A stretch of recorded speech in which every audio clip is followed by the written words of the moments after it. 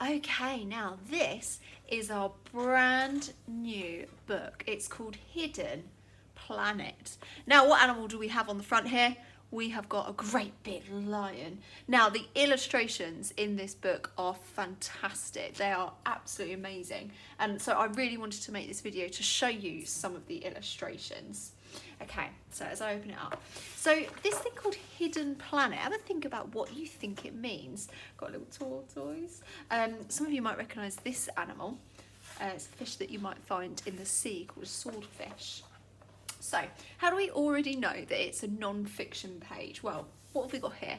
A contents. How would we use a contents? So we'd look for something that we might want to read about. And if we only want to read about one thing, we might go to that page. So this is one of the key things that you might have in a non-fiction book. You might also have, is this, and you see that? An index. Now if I wanted to look a little bit closer into something, say I wanted to look at camouflage, it might not have it on the, oh, it does have it on there. But if I wanted to have a look at something about a particular animal, I could use the index to see if I can find the animal. So that's a feature of a non-fiction text. Okay, I'm going to make sure I can still all line it up with you. Let's start off then. So this is Hidden Planet. Oh, check that out. Look at that. Ow! It's amazing. So when we think of something as being hidden, we normally imagine a creature that's out of sight or cleverly disguised as something else. Perhaps it's a cunning, shy or sly. Maybe it is a small or comes out only under the cover of darkness. It may live in the deep rainforest or in a cave, bury itself in the sand or spend its life high in the treetops. There are also hidden relationships between species that might seem otherwise unconnected. For many years, humans have invented fantastical stories to explain these connections. One more secret of planet Earth can be found in the unexpected abilities and behaviours of some of these creatures that we think we already know. The creatures in this book are hidden in some or all of these ways. So it doesn't necessarily mean that they're hiding, but it might be that they're undercover in the darkness, or that they're shy, or perhaps that they're a little bit sly. They might also be hidden because they link in one way or another. So I'm not going to go onto every single page, but I just want you to have a look at some of the illustrations, and we're just going to highlight some of the key things in a non-fiction text. So some of it is about hidden relationships. We've got some insects. Mutilism. We all know what this fish is. We've got a clownfish. Clownfish is a perfect example of a mutilist relationship. There are around 30 species of clownfish, and they all form relationships with sea anemones, with both life forms providing a number of benefits to the other. That's like in Finding Nemo. Sea anemones are poisonous and feed on fish, stinging them with their tentacles before consuming them. So clownfish have developed a hidden way to survive the mutilist relationship through evolution. So when a fish goes, normally it would be poisonous for them, but for this one, it would they'd be able to go straight in.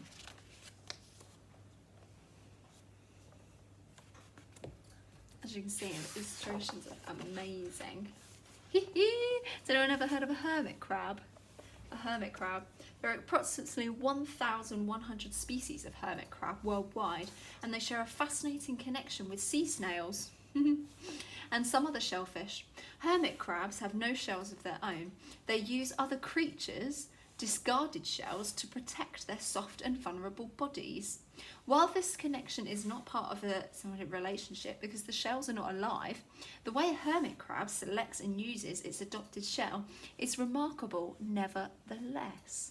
So a hermit crab, they never have their own shell, like this one here. He's used a bottle top. He's found a bottle top as his shell. How amazing is that? And then if I go over to this part, you can see where they've picked different shells. I know that some people will love some of our non-fiction. What? Look look at that illustration. It's fantastic. Now, hidden families. So among the most fascinating things on planet Earth are the strange, hidden and unexpected family relationships that exist between seemingly unconnected animals. So who would have thought, to look at them, that the elephant's closest relatives, it's the elephants, are the manatee, there's the manatee, can't spot it, the manatee, the dugong and the rock hyrax. Or that a rhinoceros is related to the tapir. And would you believe it that a hippo is related to the dolphin? I didn't know that. A hippo is related to a dolphin. So it just means that they have similar characteristics. Got our elephants. Okay, let's have a learn a bit about the octopi and giraffe. The okapi is a large plant-eating mammal whose closest living relative, despite the fact he looks more like, can you see it okay? More like a zebra, is the giraffe. This shy, solitary animal is native to the Democratic Republic of Congo, where it lives in forests and altitude of 500 to 1,500 meters above sea level. So lots of animals have hidden relatives. What animal have we got here? So here, in part of non-fiction, we got a caption. So you might read the caption to see what animal it is. The common ostrich is part of the ratites family. Lots and lots and lots. Oh, I thought you might like this one. I'll stop on this page. What a beautiful koala. Now, koala is part of the marsupials. Marsupials are mammals, you quite often see them in Australia, and marsupials are, normally a marsupial would have its baby in a little pouch, a bit like the kangaroo would have its baby in its pouch, and it's quite often where a smaller animal would grow up next to its mother. Look at that one. A sugar glider. That's about marsupials. For over 100 million years, many marsupials have evolved in geographical isolation from other animal species. In that time, they have developed not only many of their weird and wonderful abilities, but also filled their roles occupied by other mammals in different locations. Very cool. Oh, zoom into some of these pictures. The peacock mantis shrimp. Lovely beetle there. And a lovely flamingo. Hidden abilities.